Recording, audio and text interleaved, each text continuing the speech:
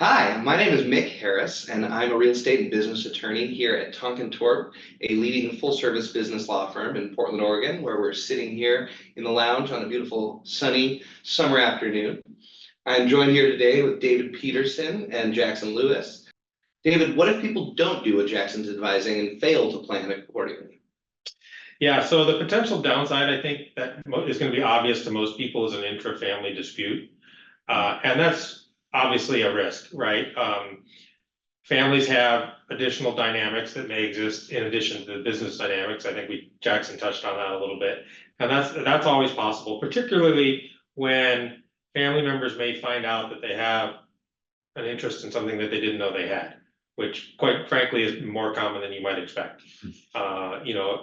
Heir searches and things and the death of the patriarch or the matriarch turn up people that maybe didn't know what they were involved with, and they see that the golden goose has come along and perhaps are inclined to muck up the works.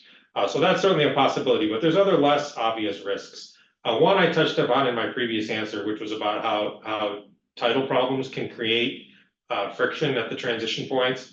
As I mentioned, if you need to basically resolve an interest of somebody that was created 30 years ago, finding the people or the documents or the information you need is going to be difficult.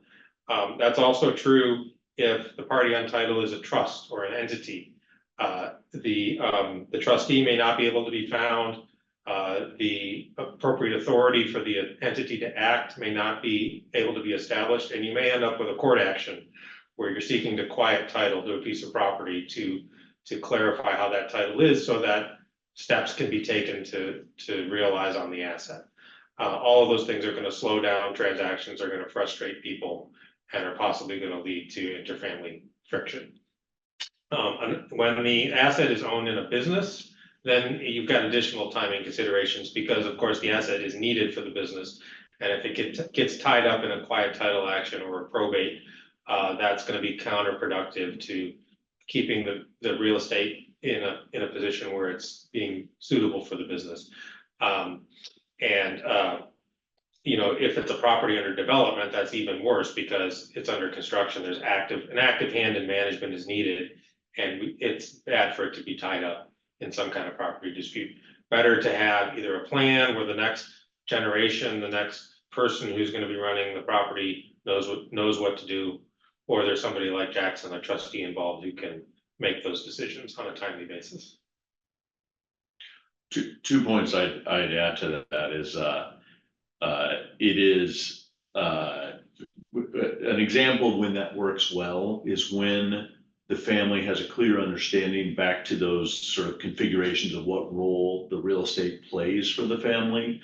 That really can change, especially upon the death of a founder, and all of a sudden maybe the operating business is going to be sold and the real estate is no longer beholden to that business. And that's that is an example of a very clean transition where the real estate served one purpose during life, and then at death, when it's siloed like that, the real estate can remain as that annuity-like method of supporting family members who are not involved in the business.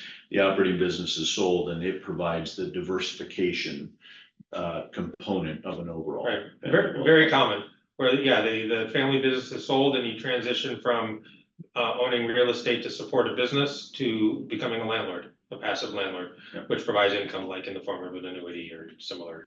So that's an excellent example of how if you've planned ahead for this, you can make it a lot more smooth and streamlined and easier for everybody, and avoid unexpected detours into court.